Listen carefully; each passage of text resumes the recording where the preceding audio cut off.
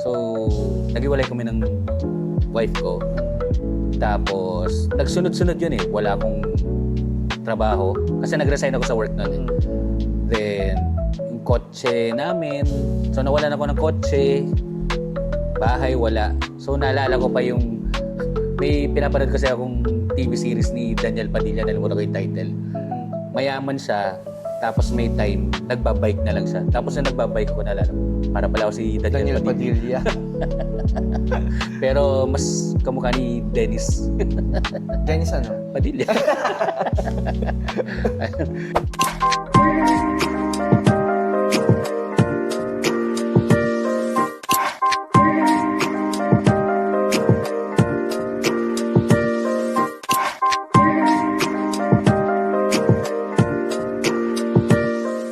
Hi everyone, welcome to Kapihan with Sir Lex, another episode. And we are here at Y Spaces here at BGC. So if you need spaces for your working, no, ayun, mga nag-work freelance or nag-office work from home, pwede kayo mag-visit sa office ng Y Spaces. But of course, we are here on Season 5, Episode 4. Ayan, diba? Kino-coach ako nung direct na nasa likod. Kasi nga, we were actually recording continuously and we are with another special guest, no?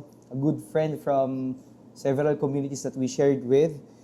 None other than, of course, the founder and CEO of Uncap Digital, none other than Cap Hernandez himself. Hi, Cap. Magandang araw and welcome to Kapihan with Sir Lex. Ayan. So siya, nag-secure siya ng kanyang coffee at Hindi saka pwedeng water. wala. Yung sa akin, naka-water muna, water therapy muna tayo. So Kap, kamusta? Okay naman. Actually, kakatapos ko lang ng basically parang 2 speaking engagements. Grabe, And lagari. medyo pagod. Pero okay lang. I'm sure mag-enjoy ako dito sa ano. Yes, yan yung dedication ng mga ini-invite nating mga leaders dito sa ating Kapihan with Sir Lex. So of course, hindi ako talaga intentionally, hindi kita pinakilala in details because I wanted you to share to our audience ano nga ba ang pinagkakaabala ng isang Cap Hernandez. Okay. So unang-una, I'm Cap Hernandez. I have 3 kids. Ano na sila? Medyo malalaki na. 20, 17, 16 tsaka 13. Kasi nag-start akong 15 ako nagkaanak. De joke lang. Tinatago ko lang Pinapababa yan. talaga yung age, no? Tapos, I've been in sales for 20 years. Sales. Oo. Pero ang iba sa akin is, I'm an introvert. Kaya, people call Sales, tapos nasa introvert na nasa sales. Oo. Okay. So that's, kumbaga, it's an unorthodox or ano ba yung tawag doon? Not usual na combination kasi people would think na pag na sales, people facing, kailangan extrovert ka. Okay, sige. We're gonna talk more about that. Okay. Later. And then right now, you're doing Uncap. Uncap Digital. So, we focus on LinkedIn management and LinkedIn coaching. So, instead of social media marketing na Facebook, Instagram, ang focus ko talaga LinkedIn. LinkedIn yung niche na ginaano mo. And then you're actually part of several recognitions then around LinkedIn. How many followers do you have now on LinkedIn? Nasa 23K, mga ganun. Almost the same lang pala yung ano natin. Oo. Oo. And then you were part of PT At top 100 Filipinos. Top 100. Tsaka top 40. Filipino 40. founders, ako Yan. yung founder. Yes, siya yung founder nung top nandun naman ako. Oo, ikaw yung Ayan. ano doon. Oo. Iyan, sige. So, thank you for sharing that. No? Yung, ano nakakaano dito, yung nung in-invite, nung na-discover kita as a connection, ang isa talagang nagustuhan ko is yung champion mo na yung power ng isang introvert. Ayan. So, paano ka ba nag-transition muna pala? From sales, sabi mo, tapos biglang nandito ka ngayon sa it's more of a branding agency at the same time. Parang, oo. Di ba, na specifically, you've grown your own brand on LinkedIn, which is, you've been posting a lot of it. So if you're not yet following Cap on LinkedIn, please do so. You'll see the very authentic stories. Actually, I'm thinking, sabi ko, ano bang theme nung bukod dun sa pagiging introvert? I think it's the authenticity of what you share on LinkedIn eh. Oo. Yeah. Would you think that's one parang pivotal na factor na bakit bigla, ang dami bigla, di ba? Biglang gumulan yung following mo sa LinkedIn. Kasi nung 2024, almost magpo 4K pa lang ako nung starting January.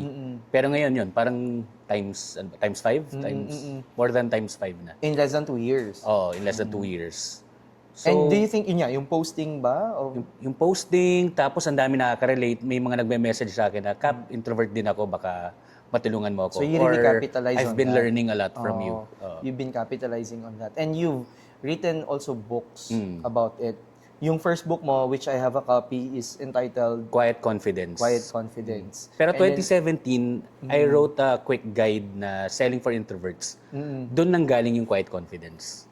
Quick guide so lang sa mga selling 40 for pages. introverts, since yun nga, you've been in sales for the longest time as an introvert, so you shared yung mga parang best practices. Mga best practices. Kasi usually, di ba, dapat talaga extrovert nga.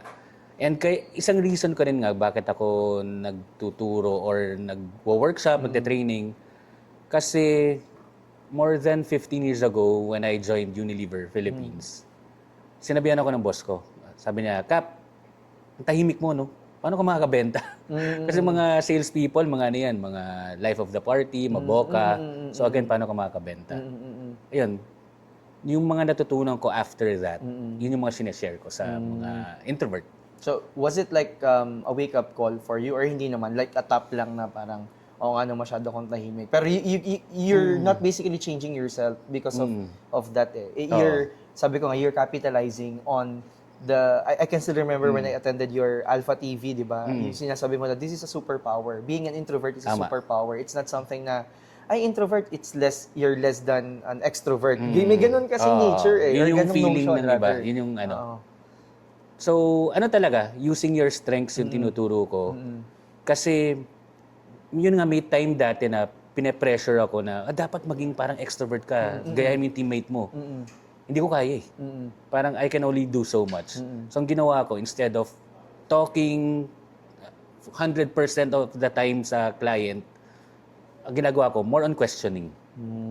And then you let the client tell the answers or share the answers. Para maintindihan ko yung ano yung goals niya, ano yung problems, ano yung requirement niya. So coming from that perspective, would you say that ang isang introvert is a good listener? Oo naman. Kasi yung si Direk, yung wife ko, introvert siya. Ako din introvert ako. Kailan? Grabe dun sa kailan ha. So parang and from what you're saying now, yun pala yung yung advantage. So rather kasi extrovert would be, the one who's going to be speaking and speaking, but yung introvert would be asking questions and trying to understand from yung naririnig niya, nare-receive niya. Okay. So that's quite a discovery for me right now at this very instant, comparing your profiles. So yung transition mo from sales and eventually you mentioned also offline na during the time that we invited you to do yung Alpha TV, no? Parang sinasabi mo na those were the first few webinars that you did, no? So ngayon, you've been running also master classes on LinkedIn, Mastery, di ba? Sabi ko nga, nakikita ko. Ano yung parang naging effect nung exposure mo na rin sa mga events? At saka lagi ka rin nag-i-events, di ba? Lagi din tayo nakikita sa mga physical events. Parang ang nangyayari niyan, for example sa Facebook, may magtatanong, sino yung kilala yung LinkedIn, na marunong sa LinkedIn, baka matulungan ako.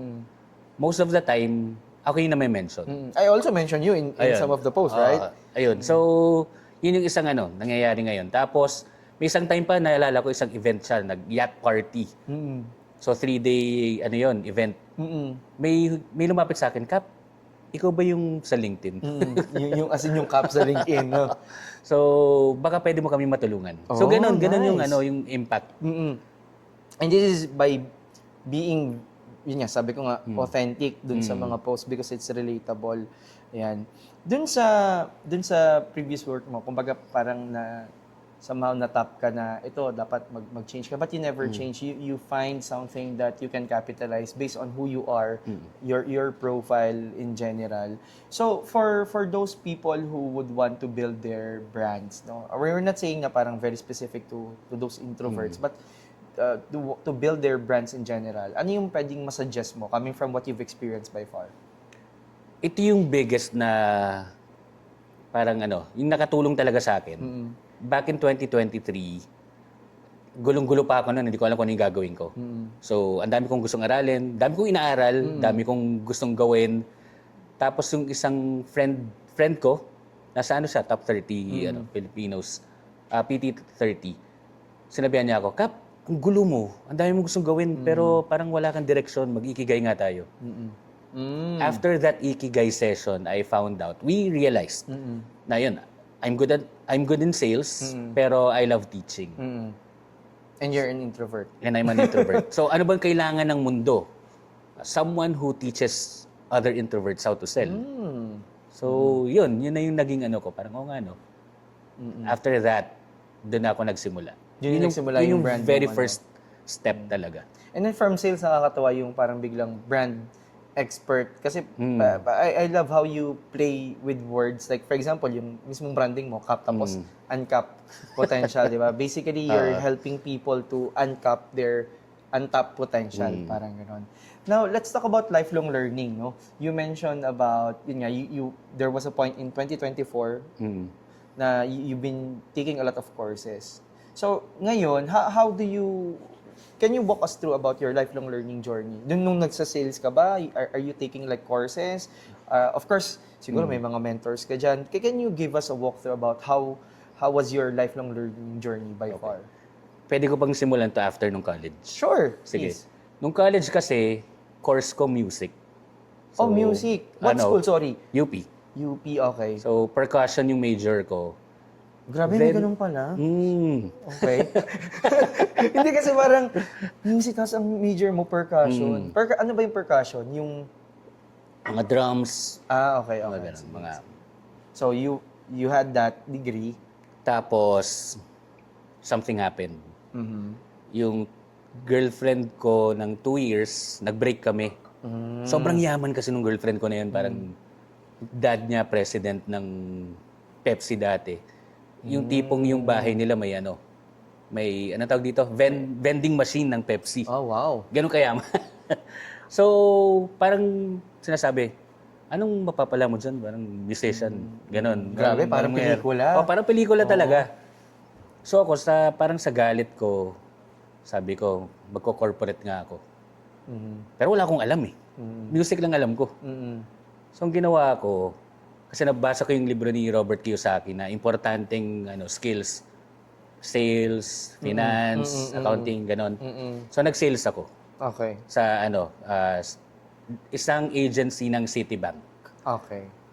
Yun, doon ako natutong benta na tipong 100 calls per day, papel, ballpen at ruler lang yung gamit ko. Tsaka telepono. And doon na nagsimula. And again, as an introvert ito. As an introvert, oo. And then from there, from that Citibank affiliated na entity, the next one was Unilever or not yet? Nagturo pa ako. Kasi rin ako nag-IT rin ako. Ayun, nadami ko IT? talagang gusto. IT na industry? 2-year course naman. Okay. Oo. So, Because after, you wanted to jump to IT? nung time na yon kasi pumunta ako ng US, nalaman ko IT sobrang In demand during that Oo, time. nung time na yon. Nung 2021 yata yun. Ayun, so nag-IT ako, then nagturo pa ako ng computer. Naging Sa college? programmer, computer, high school tsaka grade school. Grabe, no? Yung talon. And then after that, Unilever na. Unilever na. So back to sales. Parang ganun. Back to sales na. And then you spent, earlier you mentioned, Mga 5 years sa Unilever. and then, Tapos 2 years sa San Miguel.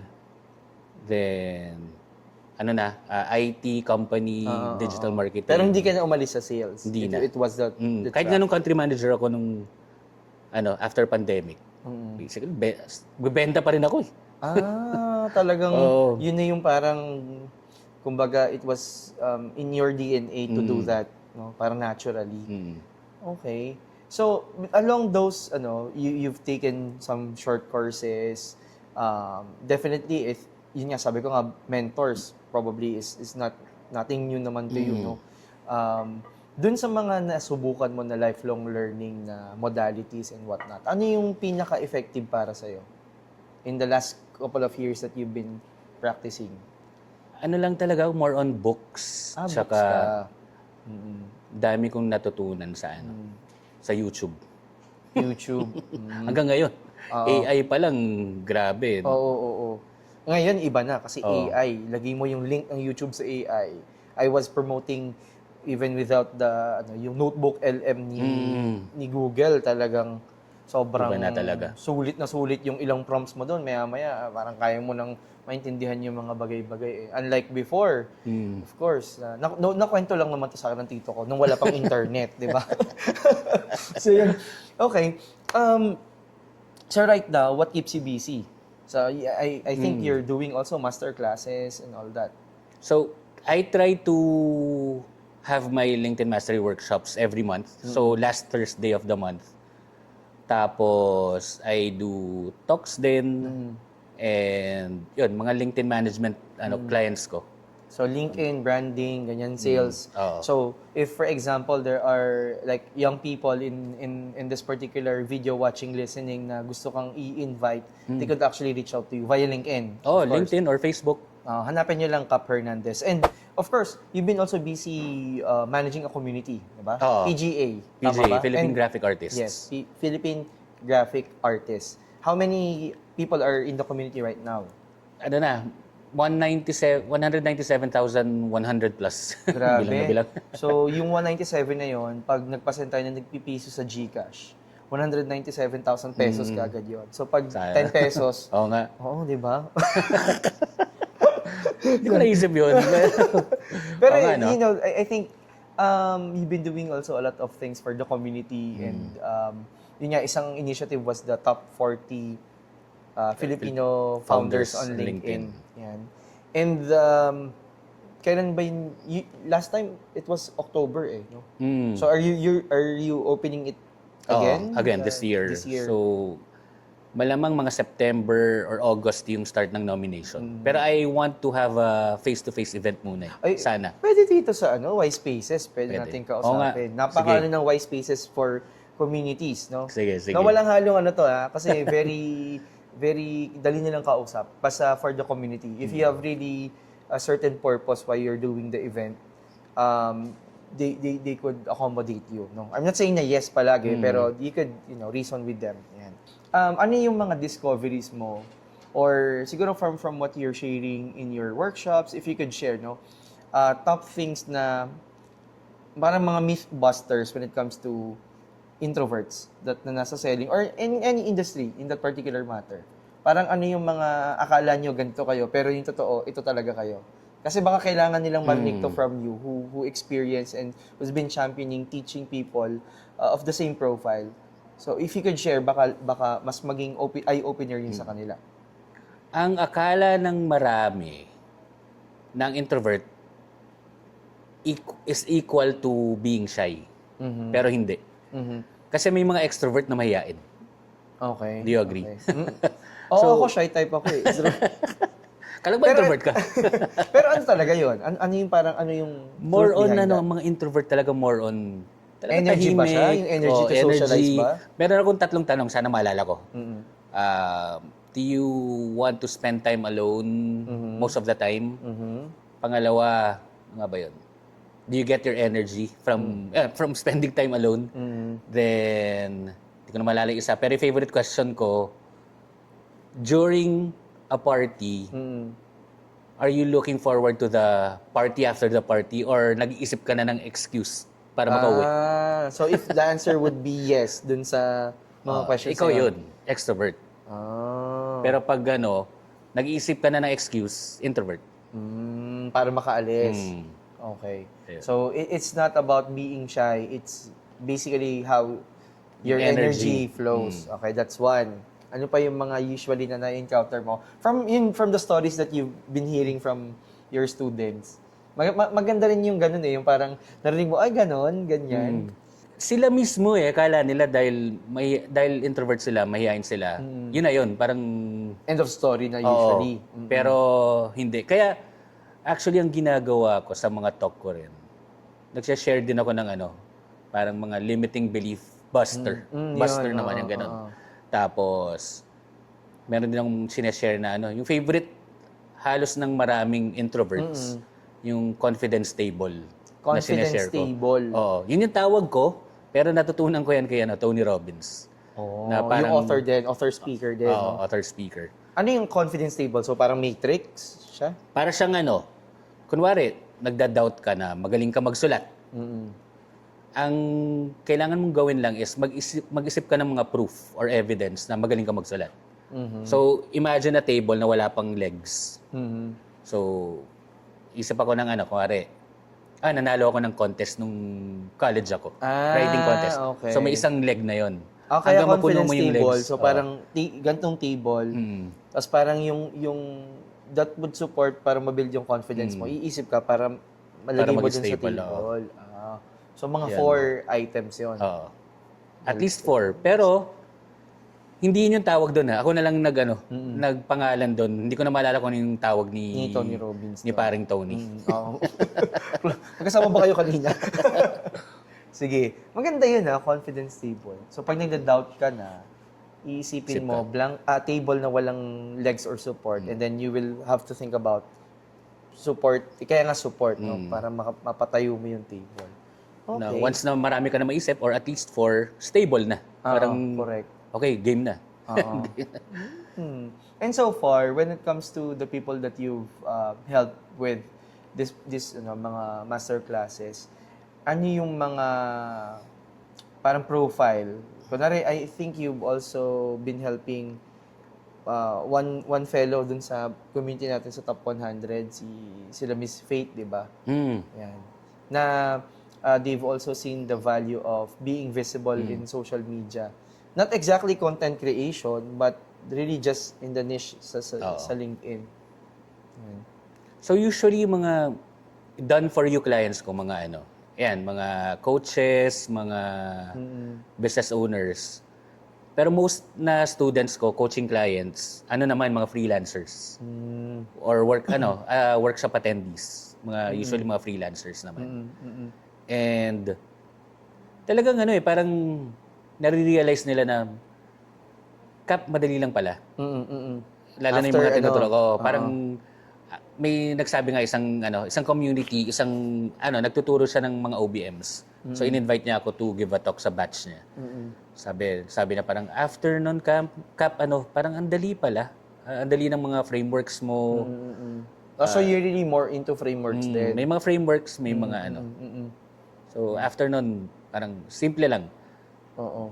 Yung, I remember, kailan ba yun? Yung nag-talk ka, there's also a lot of students na, I think yung mga nag-attend doon talagang mga introverted din na mga students. And even some of my team members na, kaso mga medyo nag-leave na rin ng organization kasi may mga new opportunities na dumating. But they are really interested, no?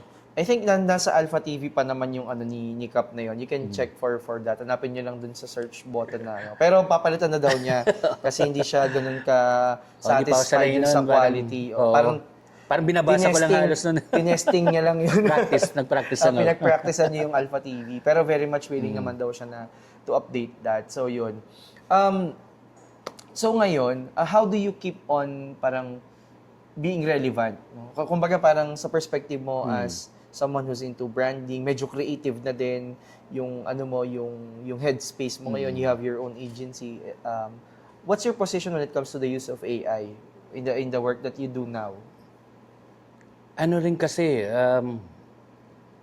part na siya ng workflow ng team. Workflow ko even sa mga brainstorming. Yun na. Kasama na talaga. Yun na yung kasama And sa presentations, grabe.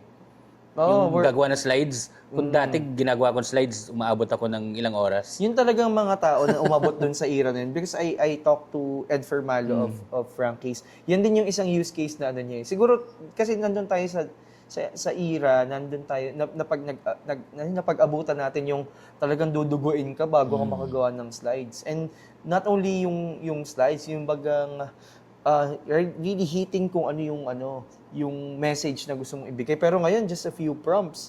Diba? Bilis. Oo. Aside from presentation generation, saan pa sa workflow ng isang agency owner nagagamit yung as a leader then also, parang paano mo siya nagagamit in other use cases?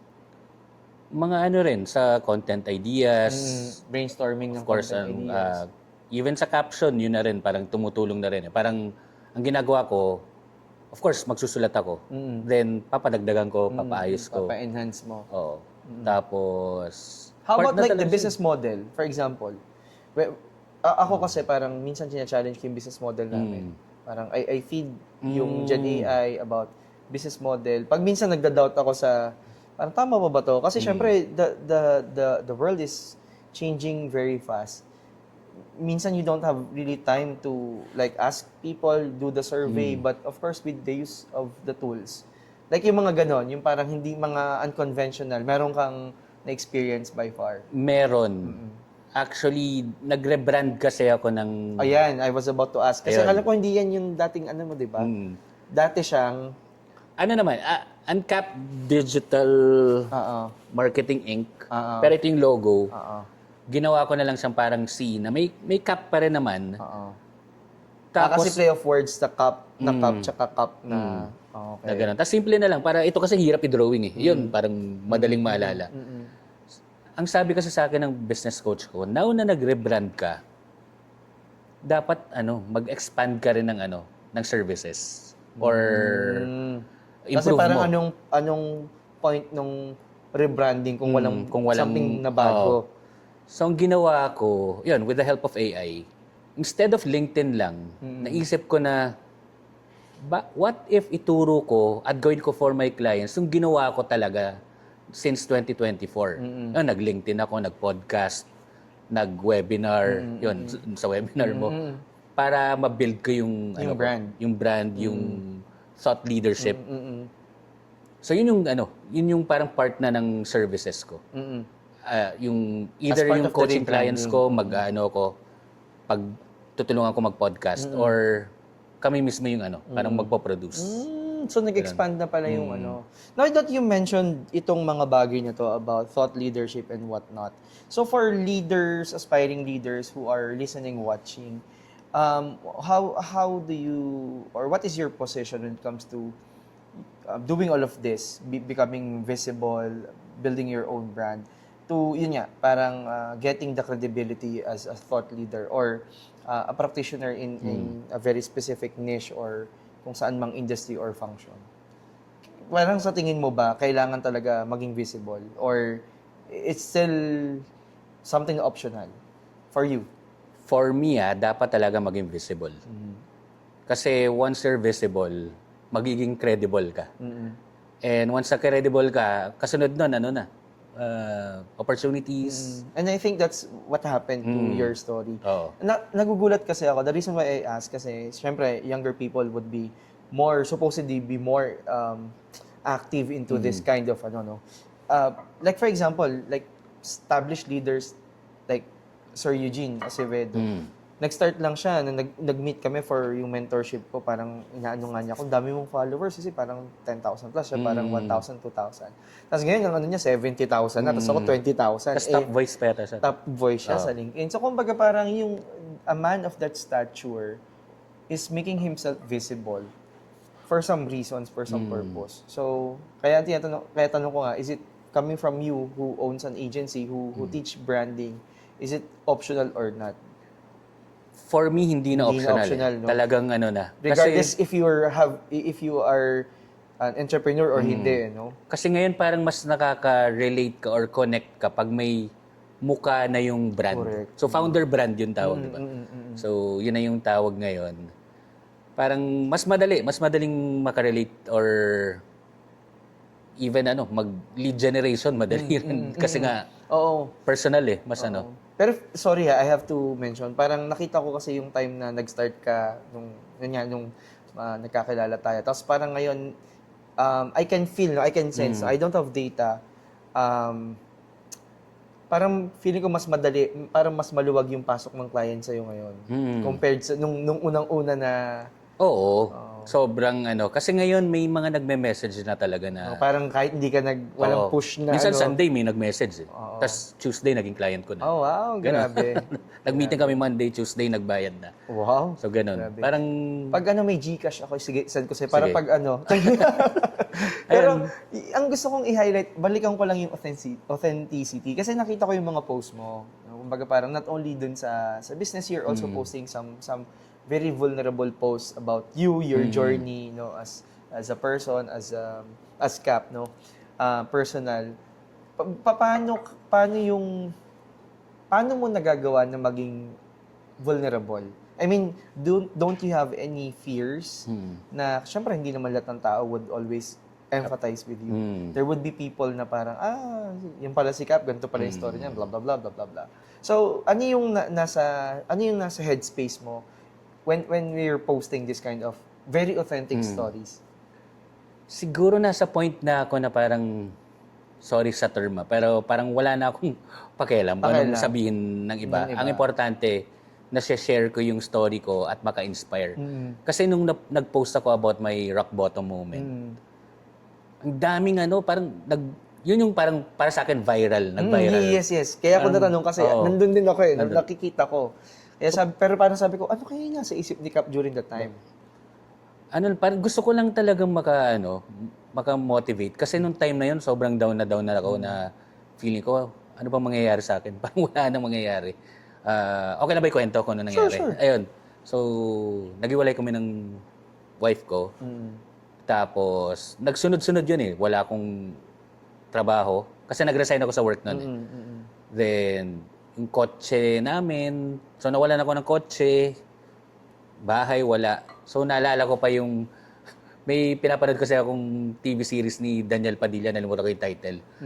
Mayaman siya, tapos may time, nagbabike na lang siya. Tapos na nagbabike ako, naalala ko, para pala ako si Daniel Padilla.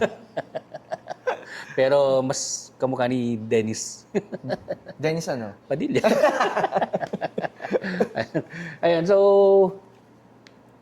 nakaka-inspire. Nung nag-post ako noon, When you share that in public, Oo. both LinkedIn and Facebook ba yun? LinkedIn, mas maraming engage compared sa usual content ko. Pero sa Facebook kasi, more than 1,000 shares. Wow. Tapos, may nagme-message talaga na, Cap, thank you, nasa rock bottom moment din ako ngayon. Na-inspire ako So na it was a motivate reminder ako. for them. So yun. So talagang ang goal mo lang that time is to really put it out there and to, kumbaga, for people to find an inspiration doon sa piece na binigay mo. And I think, yun nga, sabi ko nga palagi, I was telling Direk Cathy kanina na ang gusto kong i-highlight is yung authenticity. Kasi ngayon, in this point in time na very accessible yung, siguro naman di ko gumamit ng AI nung sinulat mo yun. Oo naman. Diba? That's what I'm trying to highlight. Oo. Parang sa sobrang accessible ng AI, minsan hindi mo na rin ma-distinguish yung voice. Kumbaga yung authentic voice. Pero pag talaga kita mo alam mo yung how this person thinks and speaks, parang it will resonate in the post in the pieces that you're actually putting out in the social media, in the digital space. And siguro yun lang yung isang din natin for the leaders na wala tayong sinasabing bawal gumamit and whatnot. Pero syempre, you have to maintain the authentic you in everything that you do, no? So, ayan. So, thank you, Cap, no? Ngayon, dadako na tayo sa ating second to the last portion. Thank you for sharing all of those nuggets of wisdom. And this is something similar to what you probably have seen in some of the shows, parang fast talk, but we call it fast brew. Okay. Lifelong Learning Edition. So, ayan. Ano muna tayo? Inom ka muna. Kasi this is a set of 10 questions, some of which has choices, some of which open-ended, and some of which fill in the blanks. Now, 10 questions lang, no? And since siya ay fast brew, you are encouraged to answer as fast as you can. Sige. Okay? Try ko. Ready ka na Try ba, ko. Cap? Dapat pala nagtatlo pa akong kape. Okay, this is now Fast Brew Lifelong Learning Edition with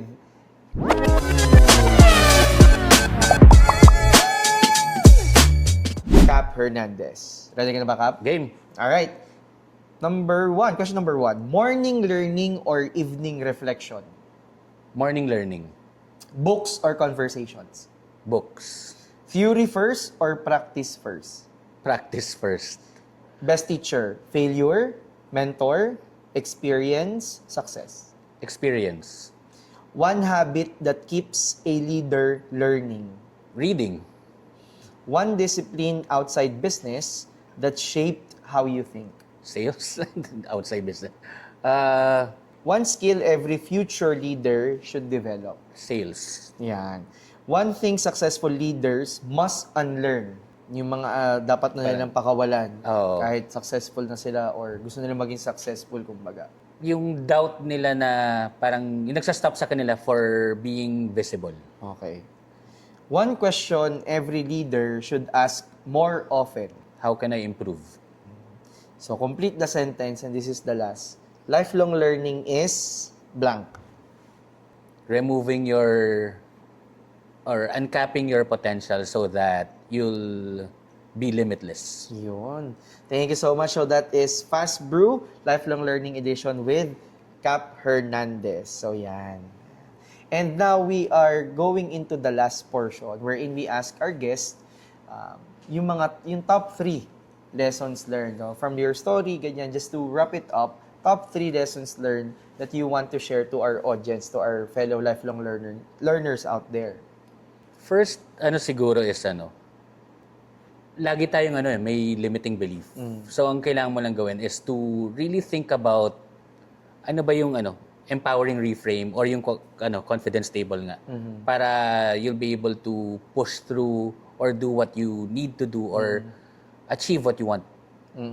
Tapos pangalawa, introverts cancel.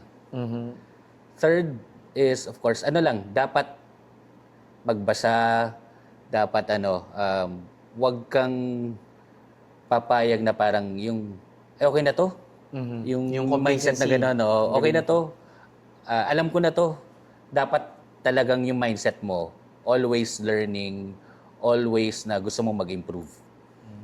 Ayan. Thank you, Kap, for sharing those top 3 lessons learned, by far. And of course, thank you for being with us in this particular episode sa Kapihan with Sir Lex. Season 5, episode number 4. Ayan. So, please follow Kap on LinkedIn. Kap Hernandez lang naman yun, And of course, you can check yung mga master classes na ginagawa niya. Yan. I'm hoping na maka-join din ako kasi I'm interested sa I'm a man of frameworks and models. So, nung binanggit mo sa akin yung frameworks, parang, ay, okay yun na. Oo. Parang yun yung selling point, yung And of course, we are doing this podcast episode. We're recording this here at Y Spaces, here at BGC. So if you need a co-working space, so all you have to do is to message their page at their social media. So maraming salamat ulit, Kap. Thank you. And hopefully marami pa tayong projects na pwedeng gawin. Game. See you sa mga darating na episode. So type nyo lang dito kung ano yung mga key takeaway nyo sa comment section dito sa Spotify and sa YouTube. And of course, we're gonna be featuring more leaders in this particular season. Thank you, and that has been Kapihan with Sir Lex. Bye!